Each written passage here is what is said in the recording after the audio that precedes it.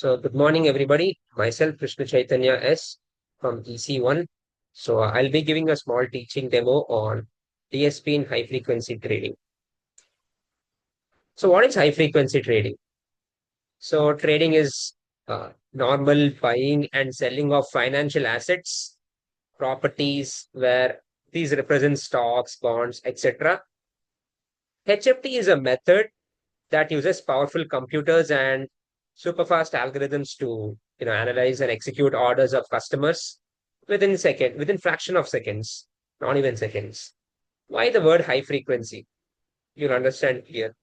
So a blink of a human eye is basically around 300 to 400 milliseconds, but a HFT trade happens in 1 microsecond. So essentially, when you blink your eye, that means you have missed thousands of trades. Yeah. So literature survey is, how is DSP even applied in trading? Like how are these things even related? So in the beginning, during 1970s, John Ehlers was the first one who introduced DSP to the market. So he treated the market price as a signal and came up with something called as MISA, maximum entropy spectral analysis.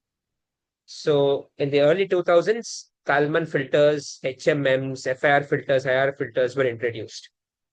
And in 2010s, DSP on hardware, which is essentially on FPGAs, adaptive filtering, and which uses LMS and RLS algorithms were introduced. And in the present, graph signal processing, wavelet transform, AI hybrid filtering are the current trends.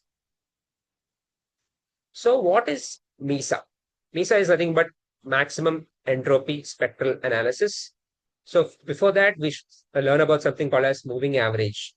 Now, for a discrete signal, x of n, moving average is nothing but, to take the past values of this x of n and sample them, take average and sample them. That is basically a moving average y of n. So, in DSP interpretations, we call this as a FIR low pass filter. Essentially, it suppresses the high frequency noises as it's a low pass filter and it detects the trend. So, and also we should know something about white noise. So, yeah, basically, when you talk about signal, there will be obviously noise. And in terms of trading, there are different types of noises, and white noise is one of the noise. So, white noise is nothing but the random, unpredictable price movements which have no cause, no pattern, nothing. Here we're not using fast Fourier transforms. So the reason is that fast Fourier transform needs a lot of input data. So essentially, you cannot predict the cycles using fast Fourier transform effectively because these cycles might get over, and by the time you even predict this. So the alternative is something called as Berg algorithm. So we use AR models in Berg algorithm. The it is a recursive system basically. So its current value depends on its past values, as we can see here, x of n minus k. And we what we do is we basically calculate the coefficients, which is a of k, and predict the future trends using the past data plus some white noise. So this is the white noise here. So this is not obviously 100% accurate. The reason is that you know markets will be affected by external factors as well. Sudden policy changes by the government or sudden market crashes, whatever we don't know what happens, right? So, yeah. And the equivalent to this is this transfer function. So, what do we do with this transfer function is this denominator. So, we know that the denominator, will get poles through this denominator. So, this poles of this particular transfer function is, are used to estimate the mathematical modeling of the system, and it guarantees a stable model because we ensure that this value a of k is always less than 1. So yeah, with this we can find the hidden oscillations. You have to remember one thing. The thing is that we're not estimating the accurately the future trends. That is not in our hands. What we're trying to do is we are trying to separate the noise from the actual trends. That is essentially what we're doing. So yeah, Berg's algorithm has a lot of limitations. It assumes autoregressive coefficients that are stationary, which they do not change with time, basically. And yeah, so different types of noises exist, as we know. We only talked about white noise, but real signals may have other noises as well. So uniformly, it only requires uniformly sampled data. It cannot handle asynchronous samples and dynamic systems as well. These are the limitations, basically. Berg's algorithm is used only for static systems, not for dynamic systems. Now, what is the solution then? So one solution is Kalman filter. Uh, what we do is we first need to understand two terms, which is basically measurement and the other term is prediction. The measurement indicates the observed price of the trade.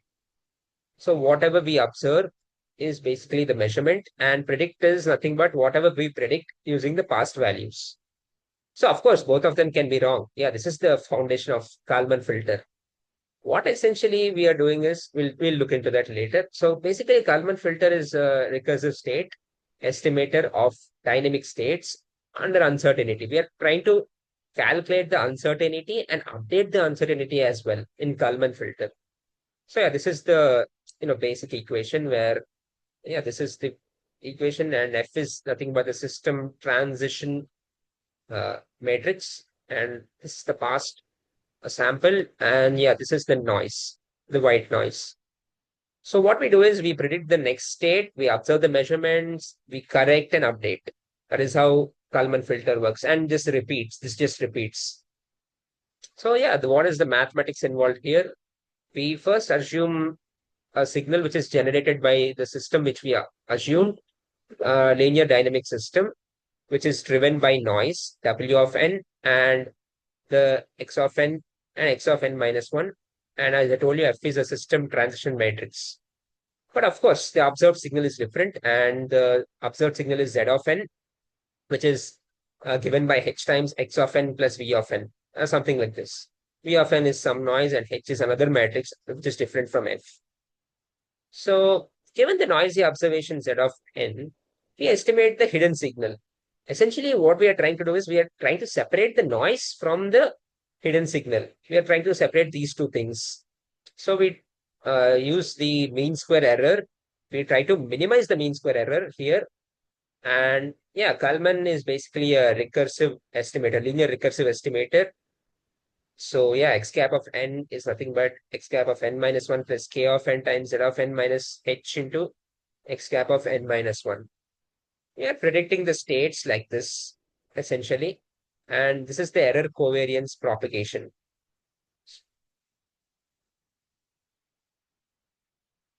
So here we saw k of n. K of n is nothing but the Kalman gain, which is p of n given n minus 1 into h transpose times hp given a p of n given n minus 1 into h transpose plus r whole inverse. So these are matrices essentially.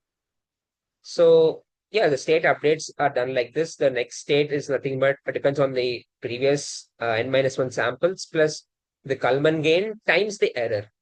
So we are updating the state, we are updating the covariance, and the filter behaves like this. Now, what exactly are we doing here is we first predict something, we measure, and then we update, correct, and this goes on like a loop. Essentially, at a point of time, you're trying to reduce the error and the gain. We are adjusting the value such that we separate the noise from the hidden value. Yeah. So what is this whiteness? We want the residual noise to be white, basically. So if the error is white, it means the filter has successfully extracted the information from the signal. So less latency as well. Unlike a moving average, which lags behind the price or a signal, a well-tuned Kalman filter can track a signal with almost zero phase shift. So yeah, that is that about the Kalman filter. So yeah, this is a Python code which basically represents a Kalman filter. You can see this import numpy as np matplotlib. These are the libraries which I used. And yeah, this is a definition, a filter definition. Um, and then I define the zeros, some signals. And yeah, basically this is the predicted state, uncertainty prediction. And then we go for the Kalman gain. This is a simple execution, not the approximate one. And then we update our estimation, update our uncertainty, and then we return the x dot HAT. So for simulation, what I've done is I've taken random values. Of course, I've taken some random values and I've tried to simulate the Kalman's output. So basically, even the noise also is taken randomly. So yeah, this is the code, Python code for a basic Kalman filter. And this is the result which I've gotten from the code. So this is the market trend. If you see the green dotted lines, this is the market trend, and the noisy market price is this white lines, as you can follow like this, right? So these white lines represent the noisy market price. Essentially, what we're doing is we are again separating the noise from the trend. So this is the Kalman filter's output. So yeah, what are the limitations for this system, Kalman filter? So yeah, it assumes linear system. We have only seen the linear systems, but in markets, there will be non-linear systems. That is one limitation. And Gaussian noise. Kalman system basically assumes Gaussian noise. Uh, there are other types of noises as well, which basically, are in the markets. We cannot only assume Gaussian noises. And heavy jumps, suddenly if the market jumps, we can't predict the market, right? So those violate the Gaussian noise assumption. And it's very high for computational cost. And as I told you, sudden crash happens. We can't really predict what's going to happen. So yeah, in those cases, Kalman filters they lag behind. And the solution is hardware DSP, which is popular in 2010s. Instead of directly implementing on the software, we are trying to do this on the hardware directly itself on the silicon. Essentially, we build circuits that physically perform operations in every clock cycles. And there are three main platforms where this is done in the processors, on FPGA, and on ASIC. So what is the advantages of this? Yeah, we of course get parallelism and our latency is very, very low, actually nanoseconds, and very high throughput. So these are the advantages currently. Now let us go into adaptive filtering, which is also one of the trend in 2010s. So we want a filter whose coefficients change with time. As we've only seen the Kalman filters to be a linear and you know the coefficients will be updated, but not with respect to time. And we also want to minimize the mean square errors. Essentially, we use something called as the LMS algorithm.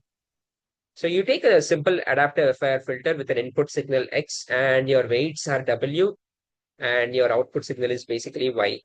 Yeah, this is the matrix representation. This is the signal representation. And D of N is our desired signal and our error is D minus Y. And our Y is the observed one. Our objective is basically to reduce this mean square error, which is essentially E of E square of N. So yeah, that is J. Now let us expand this particular error D minus W into X and then take the gradient. So delta J is equal to minus 2P plus 2RW, which is the gradient of this. And we are updating the weights with respect to the descent update. The gradient, this is called the gradient descent update. And then we are basically substituting here and we are replacing our expectations with some estimates, our own estimates. This gives us something like this. Here, if you see this, these weights are basically updated with respect to time. And we can see something as mu here, right? So this mu is called the tracking ability of the system. Tracking ability, if it is very high, it can be high or low. We can't say that. So if it is high, it is good. If it is, it requires more tracking basically. If it is less, that means the market is basically stable. The final algorithm is something like this. You basically compute the output, you compute the error, and we update weights. Yeah, all this is the foundation. The foundation is basically the Kalman filters itself. That is one of the application of this is one of the application of the Kalman filters. So that is that about the LMS. Let's talk about the RLS algorithm. Unlike the LMS, RLS basically minimizes the total squared error over the past samples. Basically, we take expression like this. And here lambda is a constant. If lambda is 1, it means that all the past samples are equally important. That is the stationary case. If lambda is less than 1, now that means the systems are basically changing. So RLS basically adapts to the time varying signals like this. So again, here also we use the gain vector, which is given by this. We can compute the output and we compute the error as well. And then we update the weight. And also we update the inverse correlation matrix. And this is a loop. This basically repeats for every filter and every algorithm. This loop constantly repeats. So that is that about RLS. And let us talk about the current trend, which is the graph signal processing. So GSP is essentially DSP for signals on graphs. Now, graph is defined like this, with a vertex with an edge, where a vertex vertexes means the nodes. These nodes represent stocks, and the edge weights can represent correlation between stocks. So basically, graph signal processing GSP extends the DSP to signals defined on networks by using operators like adjacency matrix and graph Laplacian to analyze how the signal varies and propagates across the nodes. Yeah, so essentially the conclusion is simple. Any algorithm, anything we do, we try to find meaningful structure inside noisy data. We try to separate the noisy data from the current trends. That is essentially the role of DSP in HFT. So we started with simple tools like moving averages. Then we went to autoregressive models, the Berg's algorithm to model dynamic system signals as dynamic systems. Kalman filters showed us how to estimate the hidden values when measurements are noisy. Adaptive filtering allowed systems to learn and adjust when conditions change. And yeah, the GSP extended the DSP from simple time signals to complex interconnected networks. So there are some reference websites where you can know more about this. You can go to something called as QuantStart. That's one website, which basically you can see the signals and everything. Yeah, the DSP involved, the filters, how it gets updated every time. So yeah, that's that for the presentation. So thank you. Thank you guys for listening.